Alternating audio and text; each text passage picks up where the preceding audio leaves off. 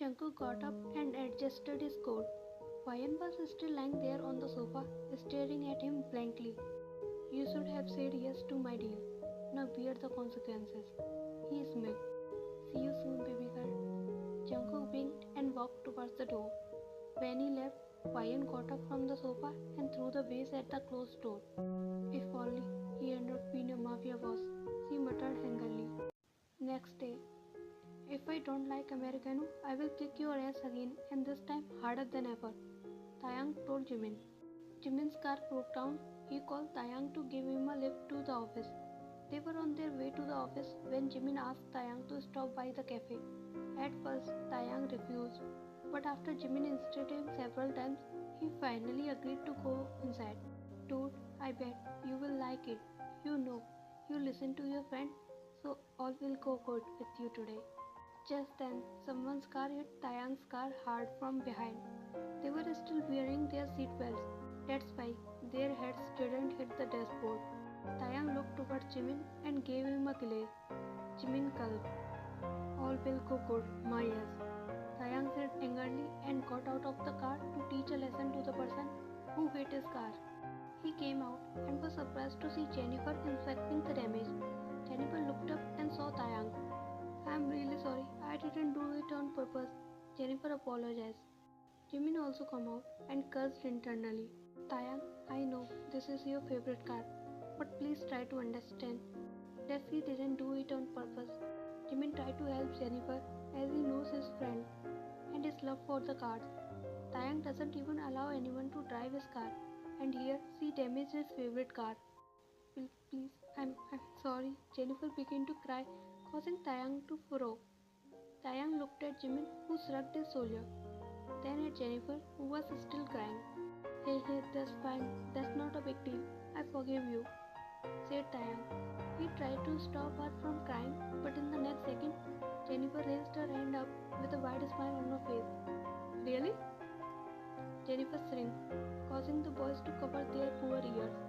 Thank you. Jennifer sent Taeyang a flying kiss and started running towards the cafe. Taeyang was still watching her running away when he felt a hand on his shoulder. He looked at Jimin, who was trying hard to control his laughter. What? Taeyang asked him in confusion. She fooled you by her fake tears, Jimin said and started laughing. Taeyang's head widened and he looked again towards the cafe where Jennifer was standing. She winked at him and went inside. Taeyang clenched his jaw and fist. That cunning foxy. Taeyang and Jimin entered the cafe and saw Jennifer talking to her friends at the counter.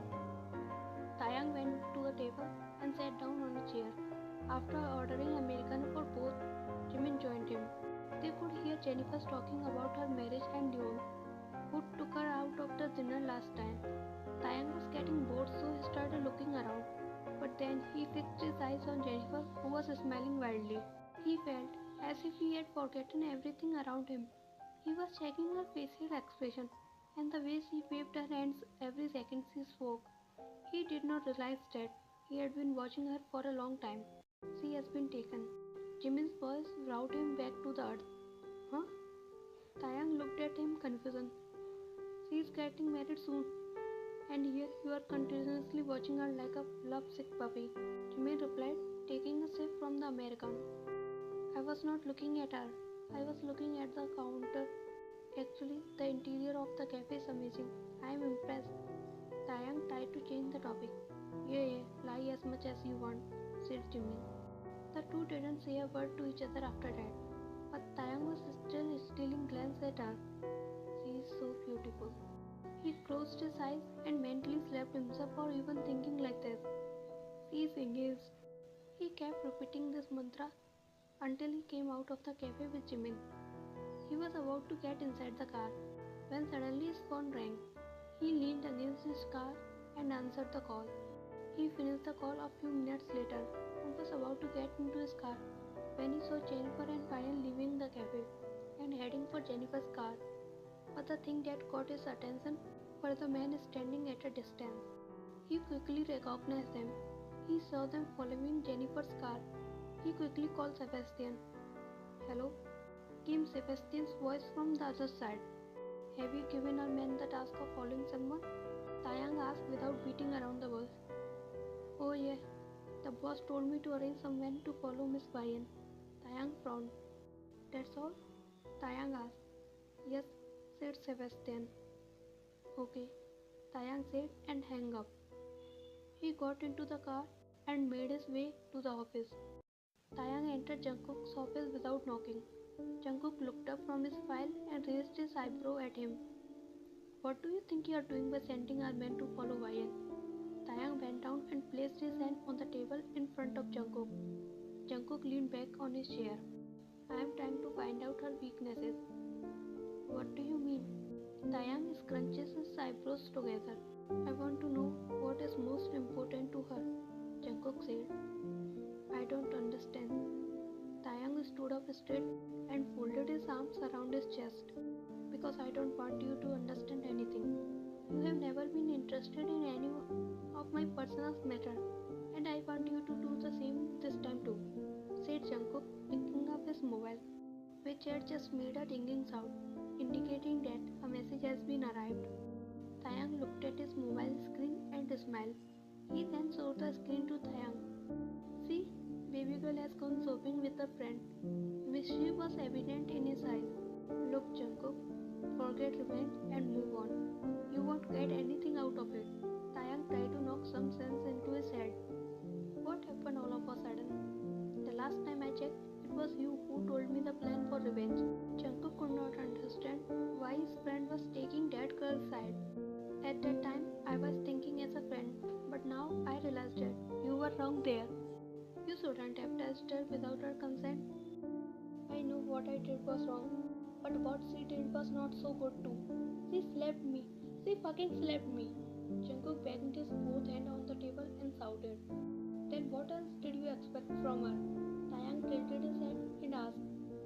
Let's end this conversation here, and yes, Mr. Smith has invited the three of us to his daughter's wedding. You didn't attend her engagement, but this time I want you to attend the wedding, Jungkook said seriously. I don't want to go, said Taeyang and sat down in his chair. Taeyang, Edward is our business partner and we have a good relationship with him. He was also asking about you during the engagement. So get ready for the wedding this time. Taeyang was about to protest when Jungkook said, Now you can go. Taeyang let out a sigh and looked at his friend who was now busy with his laptop again. Jungkook raised his eyebrows and looked at him, but Taeyang said nothing and left the office. Bayan was returning home from work when she saw a car parked outside her house. As she approached her home, she saw Jungkook coming out of the driver's seat. Hello baby girl, Jungkook said and walked over to her. Bayan ignored him and was about to step toward the door of her house when he grabbed her hand and turned to face him. Kiss me, Jungkook demanded. Bayan looked at him narrowly and tried to turn around again. Jungkook was furious at her behavior and pushed her against the wall near the door. I said kiss me, he groaned, glaring at her, causing her blood to boil. She pushed him hard, causing him to stumble, but he managed to avoid falling. What do you think of yourself, huh? Bayan shouted. This time she didn't care if the neighbors could hear her. She is just sick of his behavior. You are a womanizer. It doesn't matter to you who you are kissing or fucking. You think you can buy and get anything with your money and power? But let me tell you, Mr. June, you can't get me. By now she was breathing heavily. For me, everything is my dignity, and I will not allow a man like you to tarnish it. It is only my husband's right to kiss me or touch me, and not a man like you. Jungkook was silently looking at her with raging eyes. Your sight disgusts me, your touch disgusts me, your everything disgusts me. I'm not like that girl you think I am. I don't go around and sell my body to rich bastards like you. And now I am giving you one last warning. Stop following me and leave me alone. It will be better for both of us. Wyatt moved toward the door and unlocked it and went inside the house, leaving the enraged Jungkook outside. Jungkook looked at the closed door. A smirk started appearing on his face. I have found your weakness, baby girl.